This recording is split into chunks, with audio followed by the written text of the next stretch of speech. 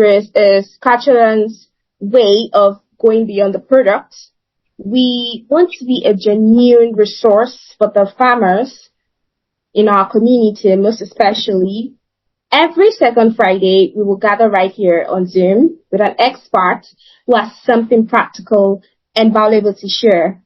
And tonight's topic is one that affects every poultry farmer in this room, whether you realize it yet or not.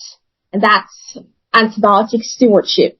To guide us through this conversation, I am honored to welcome our guest speaker for tonight, Dr. Blessing AKINLABI, the National Sales Manager for Kachelan-Pharma Research Limited. Dr. Blessing, welcome. We're really delighted to have you. Please unmute yourself, sir. Thank you. Good evening, everyone. Right. It's a pleasure to be here, Steve. All right, sir. Thank you very much for joining us. Before we talk about solutions, let us make sure we are all working from the same foundation. Dr. Blessing, let us start with the basics. We hear a lot of terms thrown around when it comes to antibiotics, or stewardship, withdrawal, or even AMR, that's antimicrobial resistance. But not everyone has had the chance to sit with someone who can explain what this actually means at the farm level. So, Dr. Blessing, let us start from the top. To start us off, could you define what antibiotic stewardship means in poultry production? Okay. Thank you very much once again for having me. In simple and clear terms, what antibiotic stewardship means is the responsible use of antibiotics to preserve their effectiveness and minimize resistance against antibiotic. And this involves using antibiotics only when it is totally necessary, choosing the right antibiotics and following proper dosing and treatment guidelines. Using the right drug at the right dose for the right duration only when it is truly needed. That is the totality of antibiotic stewardship. Not just using antibiotics whenever you feel like, as if it's a food.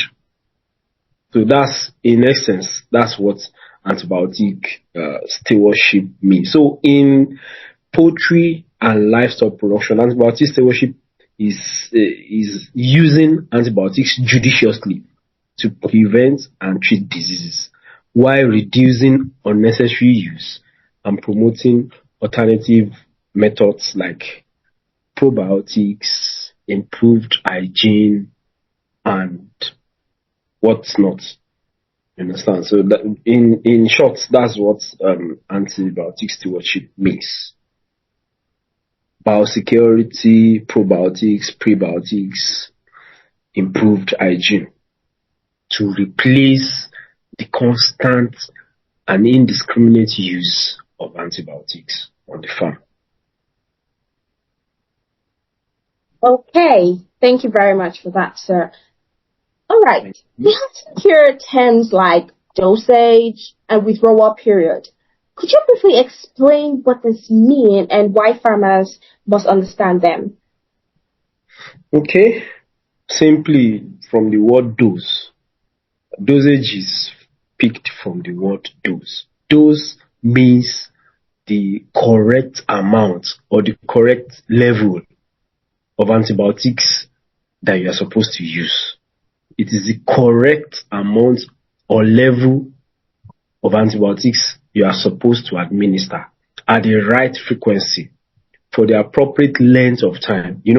At times they will say, use this for 3 days, use this for 5 days, use this for 7 days. So the correct quantity at the correct frequency and appropriate length of time.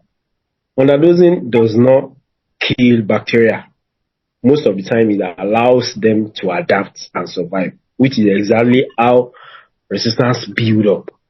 You understand? So if you overdose, it will affect some normal microflora level. So you want to ensure that you are using the correct dose. You are not underdosing or overdosing, because they have their own effects. And withdrawal period is the minimum time that must pass between the last dose of an antibiotics and when the animal can be safely slaughtered for food, or when the food, the byproducts of such animals can be consumed.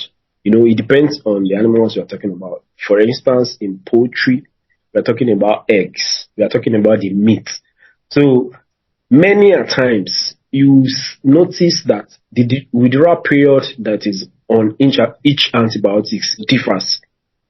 And even within a particular antibiotic, if the withdrawal period for egg is, say, 9 days, it is not necessarily the same withdrawal period that will be for the meat. If we take poultry, for example, we have poultry. If you have layers and they are laying eggs, the withdrawal period for the poultry meat might be different from the withdrawal period of the eggs. Most of the time, the manufacturers of each antibiotics will put this withdrawal period on the label, so that you will know from the start that when you are using these antibiotics, after you finish the last dose, you begin to count the days. Oh, they said withdrawal period is 8 days. When you finish the use of the antibiotics, you now begin to count 8 days for the egg. If the meat, for the meat, it says 15 days, you begin to count 15 days. Meaning that it is only after 15 days of the antibiotics that the meat is safe for human consumption. That is when you can eat the meat and you will not have a residue of the antibiotic in it.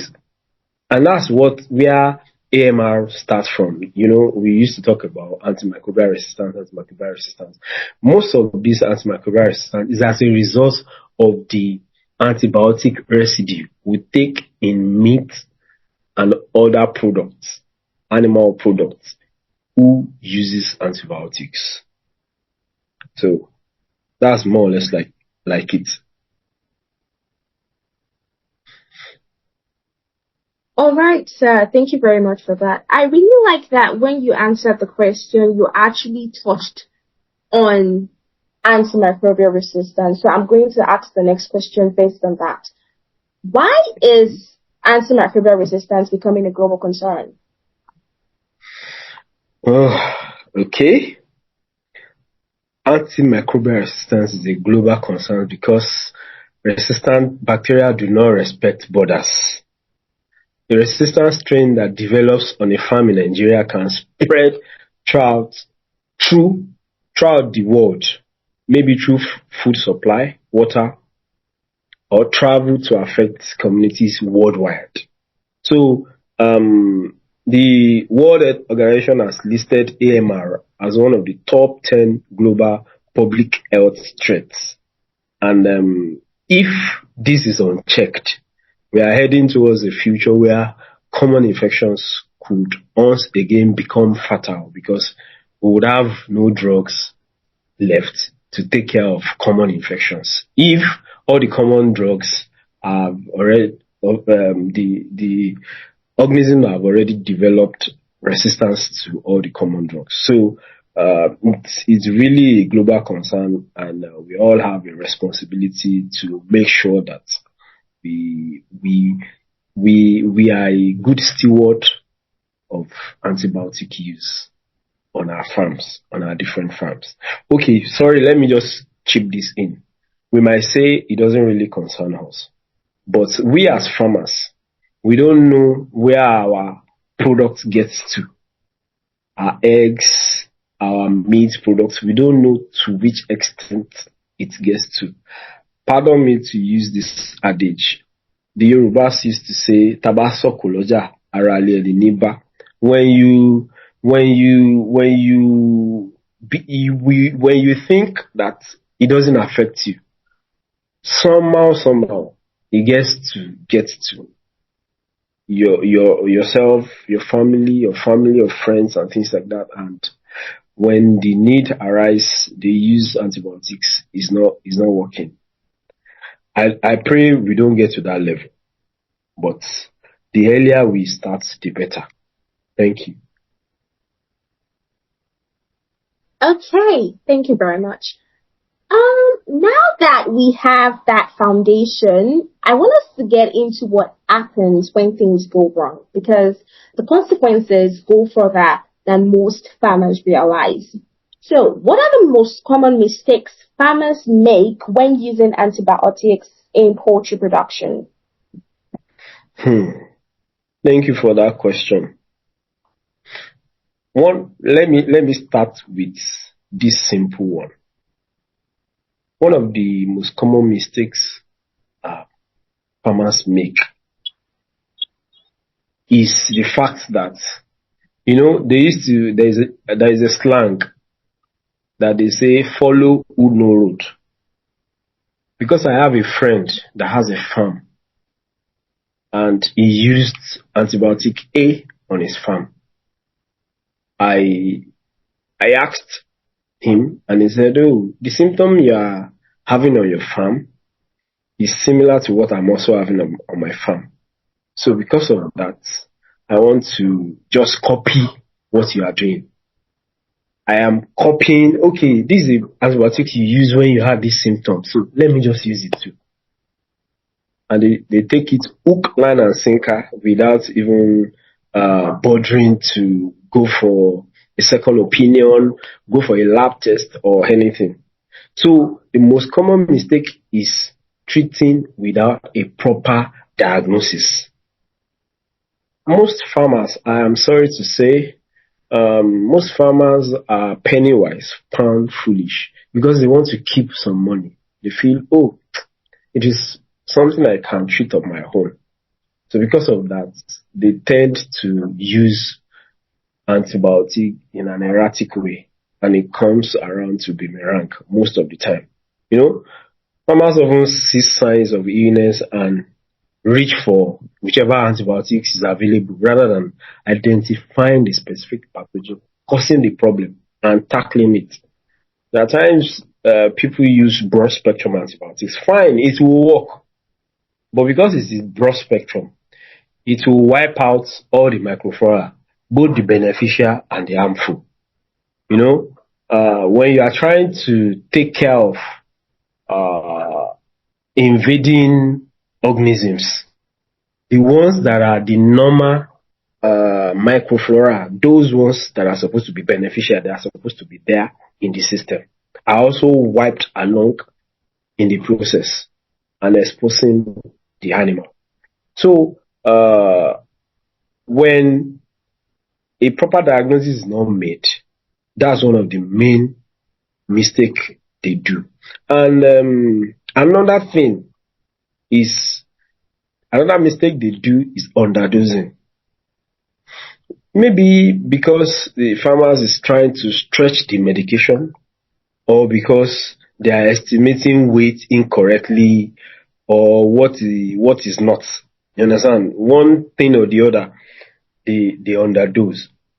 And what underdosing creates is a perfect condition for resistance.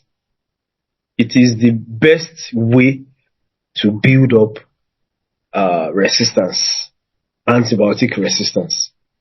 Let me not say the best, because best is supposed to be for the positive, but now it's used for the negative. So let me say is the most common way, which is not the best. I don't know if I'm confusing you. Are you with me? Yes, we're with you, sir. Please go ahead. Okay.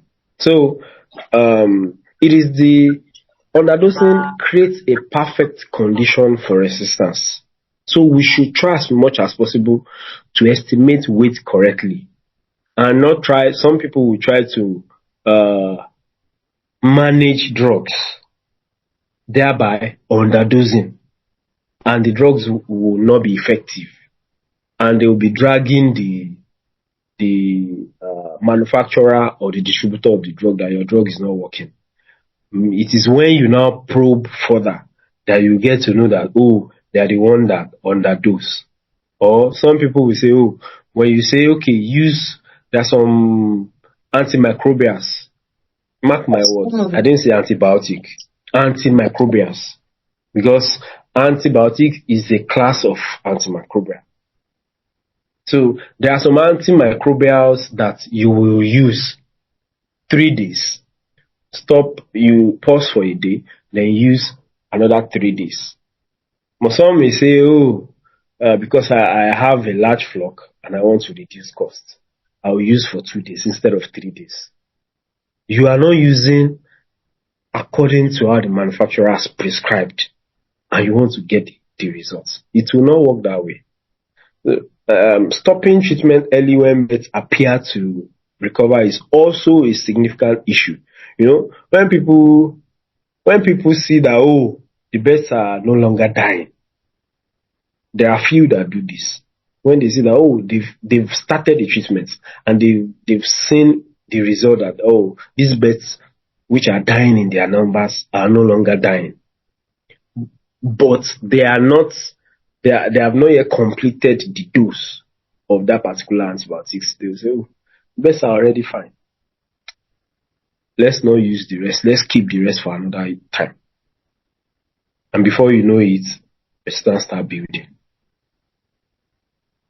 When you see a visible improvement, it does not mean that the infection is fully cleared, because incomplete causes leave surviving bacteria. Oftentimes, the strongest ones and the most resistant ones. So finally, using antibiotics as routine preventive or growth promoters rather than therapeutic tools is a major driver of resistance on the continent, because some people use antibiotics as growth promoters. When you go to vet outlets, vet stores, you get to see people asking for give us antibiotics, give us something that can make the animals grow fast, and you see all sorts. I don't want to start mentioning antibiotics, but some of us that are into such knows what we go to buy in the vet store. So in short, let's try as much as possible not to use antibiotics as growth promoters. There are other things that we can use as growth promoters. We can use prebiotics, we can use probiotics, we can use organic acids. These are agents that on a normal day, naturally, it will help increase feed conversion ratio. That's FCR. And when your FCR is improved, it will help to boost their production. So that's that about the common mistakes that farmers do. All right. Thank you so much, sir. Okay. Can misuse of antibiotics affect both animal health and human health? And how exactly does that happen? Please, let me have that question again. Okay, sir. I said, can misuse of antibiotics affect both animal health and human health? And how exactly does that happen? Okay, yes, absolutely yes. The link between animal antibiotic use and human health is well established and goes through several pathways. But the most direct is through food. Antibiotic residue in meat or eggs consumed by people can trigger allergic reactions. It can disrupt the gut microflora health. And it can contribute to resistance in the human body. Another way is by transfer of resistant bacteria from animals to humans. Through handling of poultry, contact with farm environments, or contaminated water sources. The thing is, there are many antibiotics.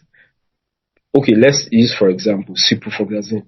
Ciprofloxacin is used in animals and is used in humans. So if an organism that is susceptible to ciprofloxacin is being treated for in an animal, and we now take that residue of ciprofloxacin in such animal residue or in such animal food, whether the meat or the egg, we can develop resistance to ciprofloxacin, so that any organism that is supposed to be susceptible to ciprofloxacin in humans will no longer be susceptible, because of the resistance that has built up over the time because of constant intake of our ciprofloxacin from meat and egg produce. So that is it. Okay, that's very interesting, sir. So, what are the long-term consequences if antimicrobial resistance continues to rise in the poultry industry? Okay, if I get you right, what are the short-term and the long-term consequences, right? Yes, sir. Okay. In the meantime, in the short time, farmers will face treatment failures. Disease that used to be manageable becomes chronic or fatal. Disease that is not supposed to cost you much, that is not supposed to increase mortality like that, will not be so costly to treat. In the medium term, export markets will be closed. Nigeria and other African countries are already facing scrutiny on antibiotic residue testing from international buyers. So farmers who cannot demonstrate compliance will lose access to those markets. And that is why our eggs are not acceptable in some countries, because they've discovered that there are some antibiotic residue in our eggs. And that's one of the reasons why egg powder is still having issues in Nigeria as it is. Then in the long term, the entire food production system becomes more fragile, and without effective antibiotics, we lose the ability to control disease outbreak on a large scale. The consequent ripple effect from farm to table, and then from table to the hospital. That's just, it will be a ripple effect which started from the farm to the table, that's the food we eat, then to the hospital, humans. So that's it. Okay. We have talked about the problem.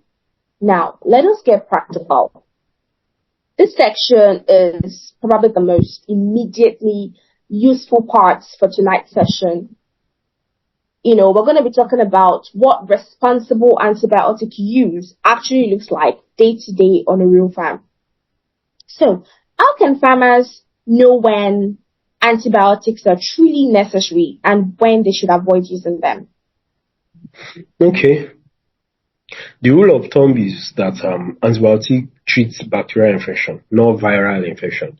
But most of the time, we know that when there is a viral infection, most of the time we will have bacterial infection coming to play too. When there is immunosuppression, we'll have bacteria also coming in to take part. So, but the best thing to do is call an expert, a veterinarian, and an animal scientist, or an extension worker to come and help diagnose your diagnosis, so that you just don't treat blindly, or go to a lab, a veterinary diagnostic lab, to help you out, so that you will not be using anything you like. Then, if a flock is healthy and showing no clinical sign of disease, antibiotics are not needed. I've had several people saying, "Oh, I use antibiotics routinely." Antibiotic is not supposed to be used routinely. So, if you want to be using something routinely and you want to prevent disease, you prevent disease with biosecurity. You prevent disease with vaccination, and good practices, good management practices on your farm, not prophylactic antibiotic use. Interesting. So, I want to talk about withdrawal periods. Why do withdrawal periods matter so much for food safety and consumer protection? Okay, thank you so much. Withdrawal period exists because antibiotics do not immediately leave an animal's body after the last dose. So, they accumulate in tissues, organs, and in case of laying birds in their eggs. So, if a bird is slaughtered or egg are collected from the birds that you have not observed the withdrawal periods, those antibiotics residue will end up in the food chain. You understand? So, for the consumer, this can mean allergic reaction, disrupted gut health, or low-level antibiotics exposure that can contribute to resistance in their home body. And for a farmer, selling produce before withdrawal period have cleared is more or less like a regulatory violation in most markets, in most countries, in most developed countries. When you are using an antibiotics, you observe the withdrawal period. So you are not supposed to, at that point in time, sell egg or meat out to anyone. And in developed countries, they fine for that. It can lead to loss of business licenses, fines, rejections, and things like that. So it's one of those areas where doing the right thing commercially and doing the right thing ethically are exactly the same. It is one thing to do something right commercially, and it is another thing to do it right ethically. So it is where is the point of intersection where they meet. Okay. As a farmer, what is the correct way to determine the right dosage and treatment duration for birds? Okay. Dosage must be calculated based on the body weight of the birds, not estimated. Although, it's a population medicine, and most of the time, you randomly pick birds and you weigh them. That's the way to do it. You can't have 1,000 birds and you say you want to weigh the 1,000. So, the best way is to, okay, let me put it this way. Most of the manufacturers of drugs nowadays, most of the manufacturers of antibiotics nowadays have made it very clear. They know that they assume that you have birds that are of average weight, or their weight is similar. So they will tell you, okay, based on the water consumption of your birds, give this to this quantity of water for 3 days, 5 days, or 7 days, or as the case may be. So at times you can even see the dosage on the label of the drug. So you must just follow the label of the drug. And if you are not able to interpret the label on the drugs, you can call in your expert, a veterinarian or an animal scientist, to help you. Okay. So, what practical steps can farmers take right now to reduce unnecessary antibiotic use on their farms? Okay, thank you for that. The first thing is to keep records, because there are some farms you get to, you ask for their records, so they don't have a record. Their brain is their record.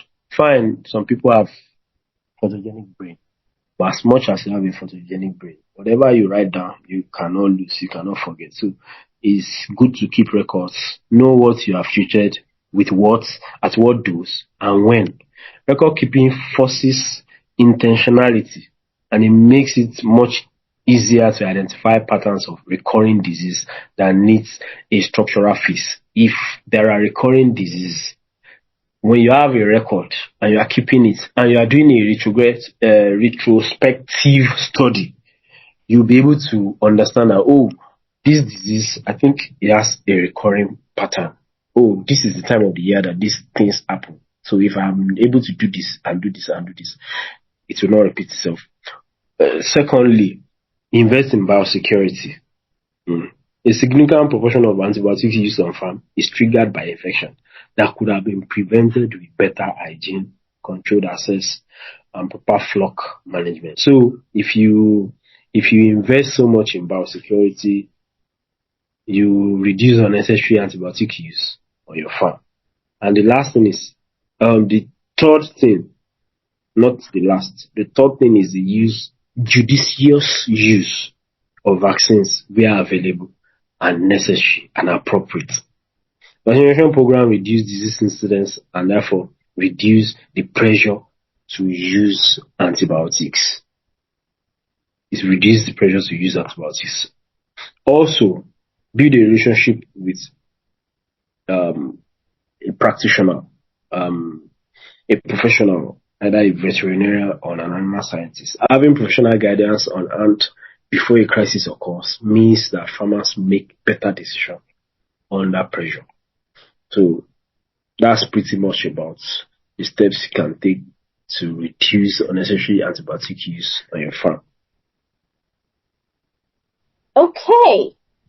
I want to ask this question, but it's not really part of the flow, but I want to ask this question separately.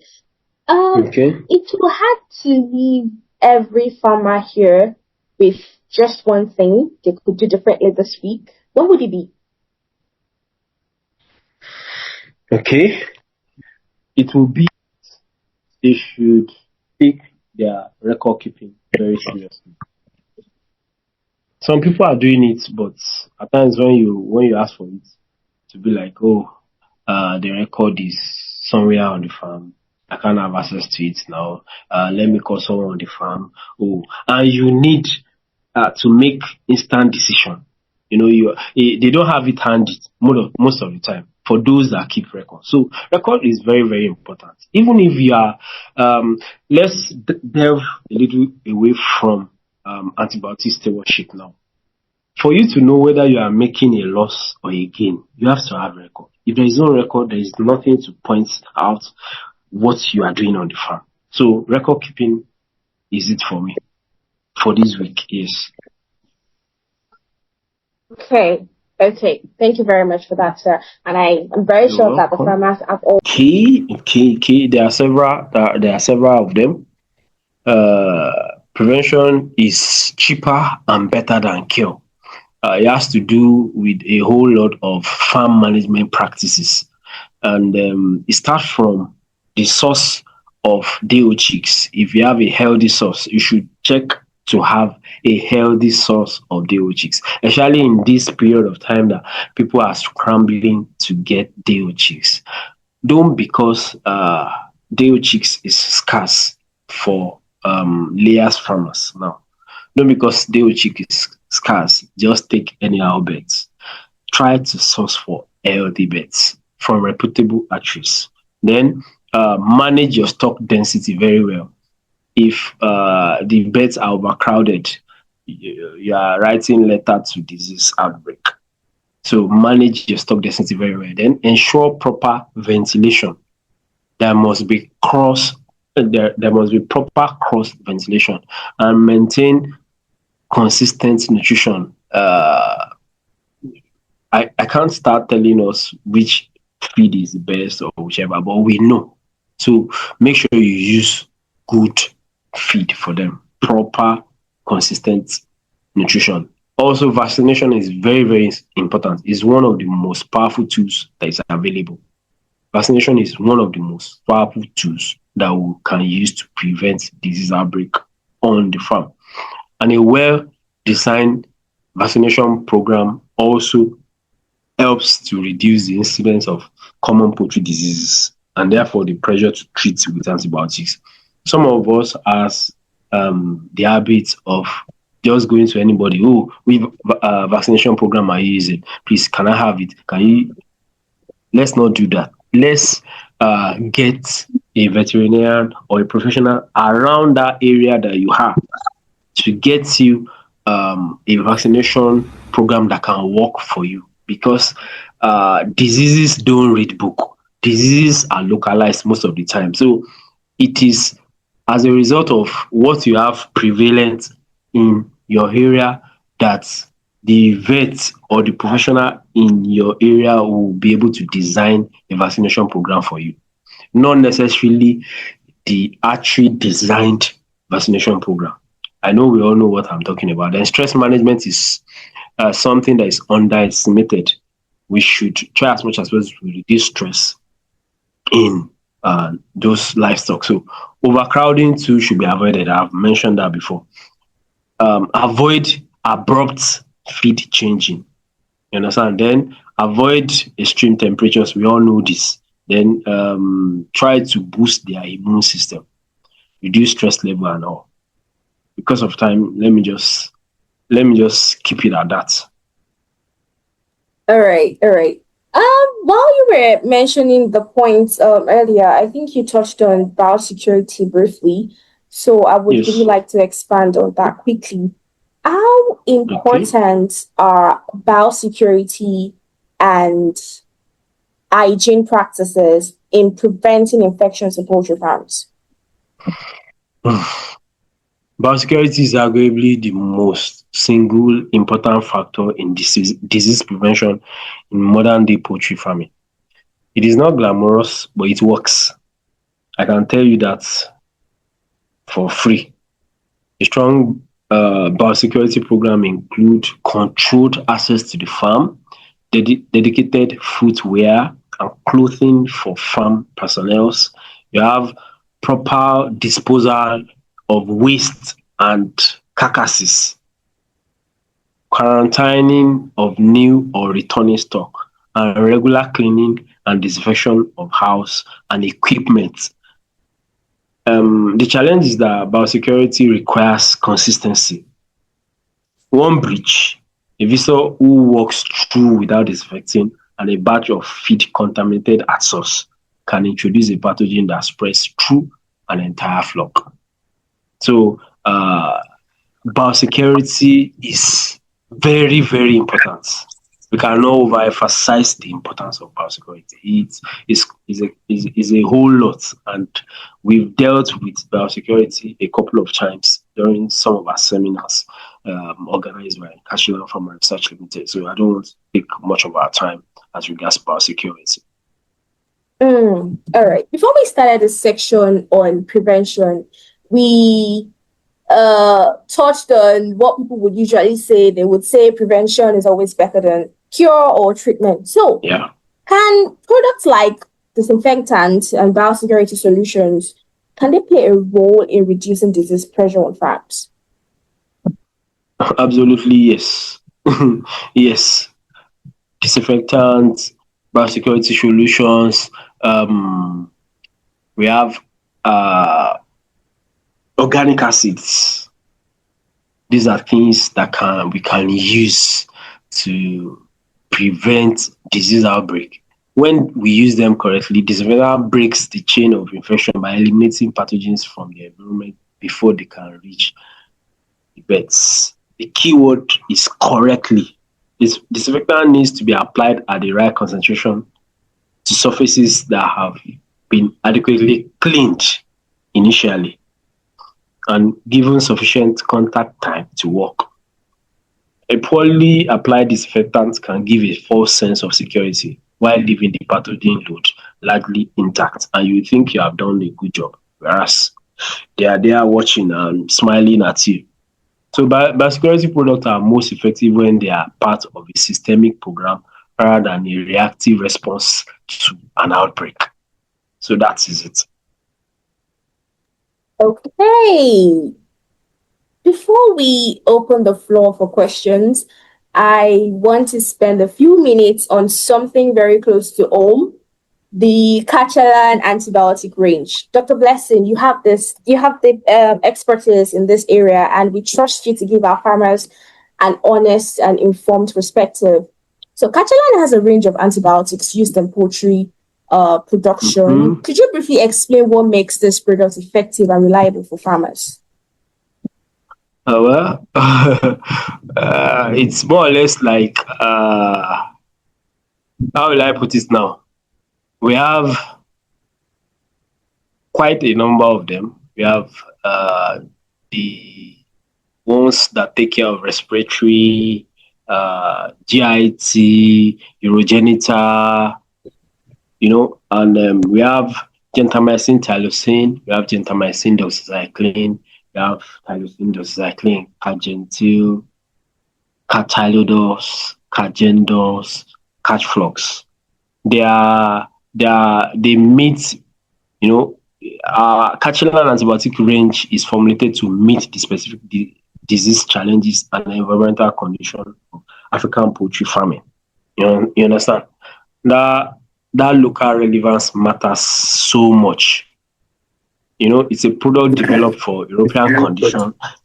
There are times that products that are developed for European conditions may not perform the same way in the heat and humidity of our African farms. You understand? Quality control and consistency of formulation are also critical. Farmers need to trust that the dosage on the label reflects what is actually in the bottle. So, Kachelan manufacturing standards are designed to ensure that reliability. And so, the range is also supported by technical expertise and farmers' education, which we do from time to time. Just like I mentioned earlier, products do not work in isolation. The guidance on how to use them correctly is part of what makes them effective.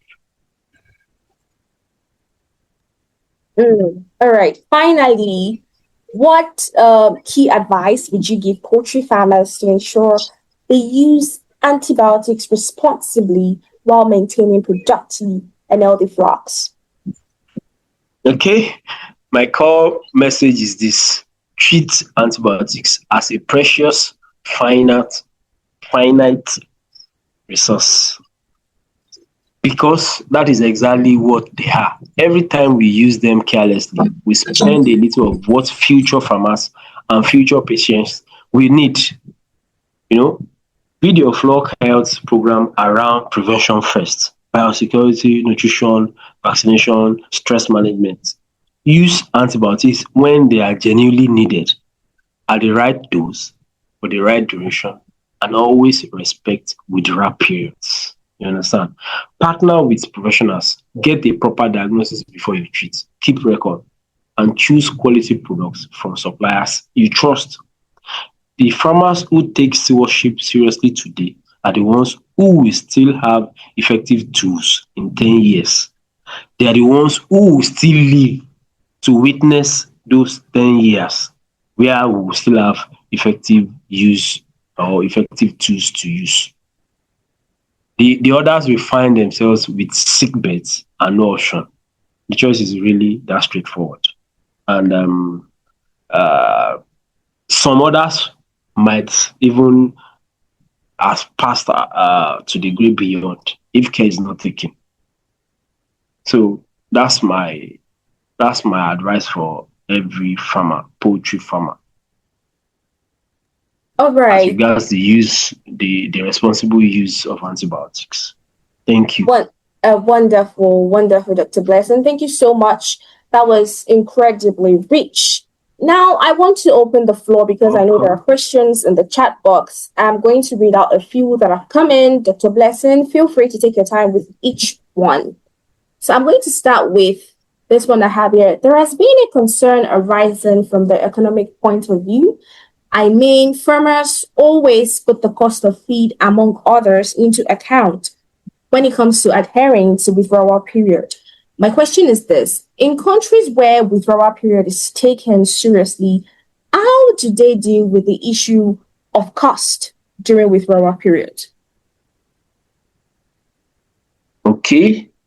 If I get that question very well, what you mean is that how do they do with issues of having to maybe bury eggs or bury chicken, or not selling out their produce at that instance, right? Yes, sir. Okay. So what they do in Sena Crime is that when you are treating, the government pay you off for that period of time for the products that you are supposed to sell out to the masses. They will pay the value of those products, they will collect it, and they will destroy it. That's what they do. Okay, there's another one here. Yes, so much in withdrawal, but when birds are producing and you have to use antibiotics, are you saying such eggs should not be sold? Yes, straightforward. Such eggs should not be sold.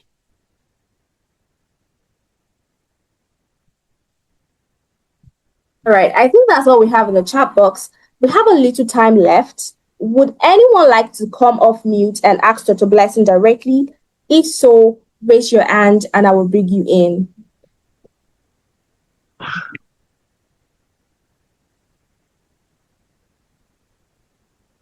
Okay, I don't think there's anybody that wants to really ask you questions directly. Sorry, I can see, is it Mrs. or Mr. Shudende?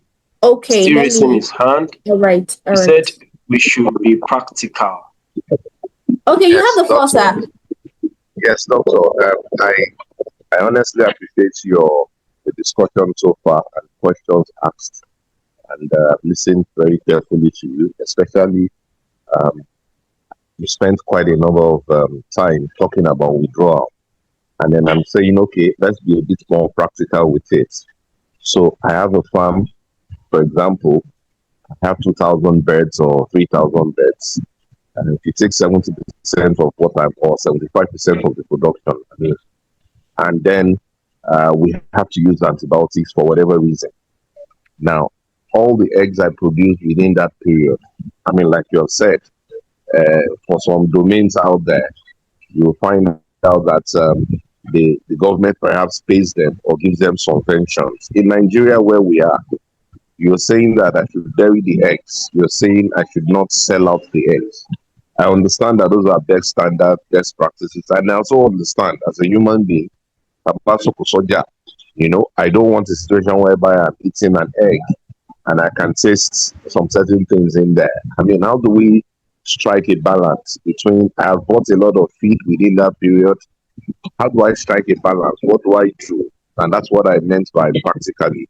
Then again, the issues of biosecurity that you raised, I wanted to ask if perhaps there are some specific chemicals or agents we can use in cleaning our pens from time to time. If you have any such agents that we can use, perhaps maybe you want to point us in that direction. So those are my two questions. Sorry, I lost you at some point. Can you just recap your question? So basically, I'm saying, let's be practical. I have a farm of 3,000 birds. I produce my eggs, and I have to use antibiotics at a certain point. You're saying that some other times government will pay them. You're saying I should bury all the eggs and not sell out. And I also appreciate the fact that as a consumer, I don't want to eat eggs that have antibiotics in them. I'm saying practically, what do we do as local Nigerian farmers? And I'm also asking that for biosecurity, do you have some certain reagents or chemicals that can be used from time to time in washing, in cleaning the area that might help prevent us from even using antibiotics in the first place? Those are questions. Okay, thank you so much. Can we have all the questions? I can see 2 other hands being raised. Can we take everyone before I now? I can see Arasi Ibrahim. I can see. Okay, so, sir, you have the floor.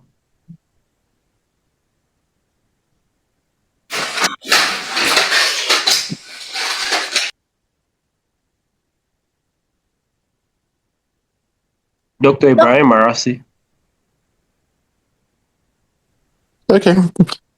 Yeah. Good evening, everyone. Thank you for joining us today. Dr. Blessing, you've done a very great job But if you would permit me, can I address the last speaker? Yes, please go ahead. Okay, great. So, yes, I quite agree with you that it's impractical for anybody to compel a farmer to dispose of his eggs because they are filled maybe antibiotic residues tests, especially when there are no commensurate compensation in place. Yes, we all understand what the base standards should be. However, we also understand that in Nigeria, we are still far away from some of these things. So, as an organization, what we think is first, we think we need to first of all educate ourselves. Before you use an antibiotics, you can actually look at what is on the label. You look at what we call withdrawal period. That's number one. Number two, we should try to avoid, how will I call it, indiscriminate use of antibiotics. Because just like you said, tabaso soja, at the end of the day. So we should try to find a way to create a balance. However, one important thing I must still hammer on is we are far away from it. Countries that put all those measures in place, there are insurance, there are government interventions that help. And also, there's what we call premium value for some eggs. And should I call it less value, less pricing are placed on eggs of lower premium value. So there are so many ways we can deal with this thing.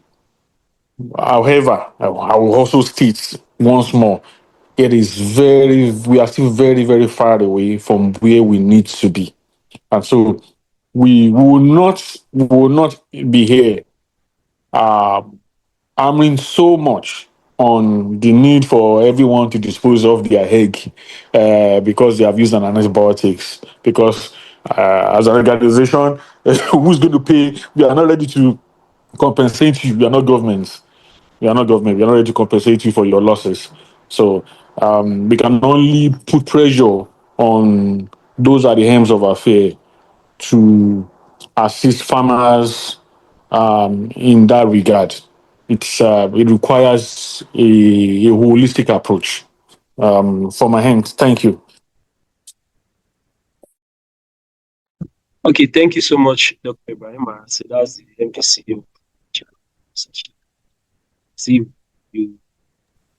All right, thank you so much, sir. Can we have Dr. Mudashir? All right. Good evening, everyone. Mine is just a comment. First of all, I would like to acknowledge and appreciate Dr. Blessing for that holistic delivery on antibiotic, on a topic like antibiotic stewardship. I think antibiotic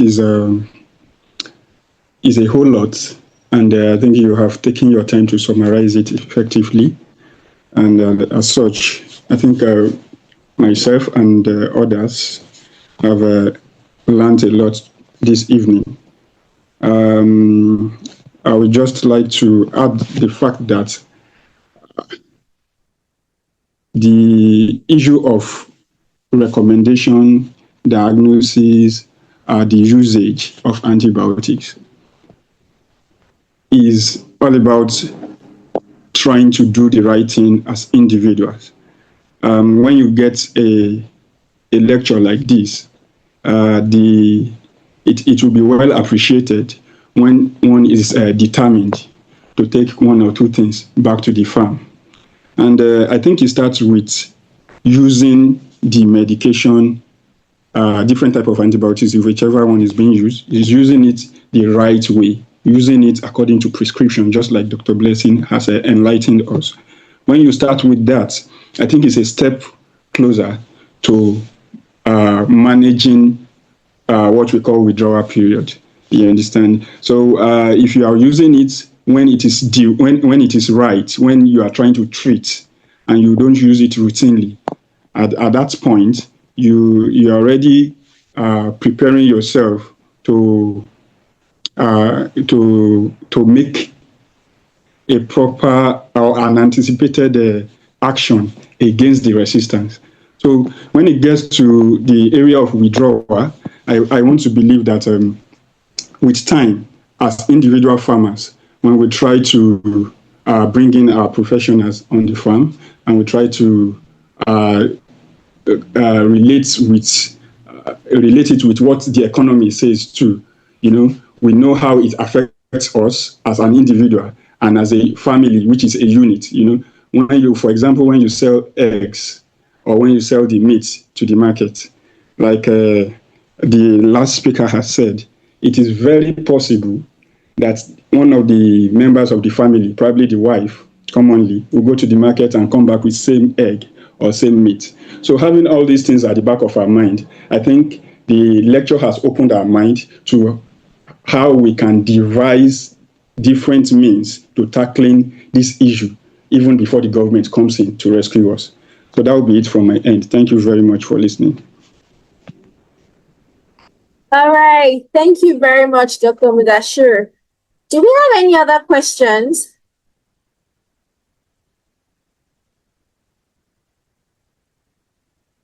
Okay, in the absence of none, on behalf of everyone here, Dr. Blessing, thank you very much. You have given us so much to take away tonight. I know this community is better equipped because of this conversation. Everyone who joined us, thank you for being here. This is exactly the kind of community Kachelan is committed to building. Farmers who take their work seriously. Our next webinar, keep an eye on our socials on WhatsApp for the details. And please share this recording with someone who could benefit from it. Until next time, keep your flocks healthy and we will see you soon. Good night, everyone. Good night. Thank you. Thank you for joining us.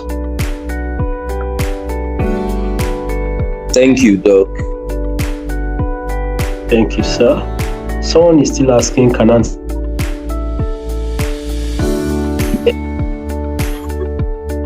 Okay, just repeating the question. We are done.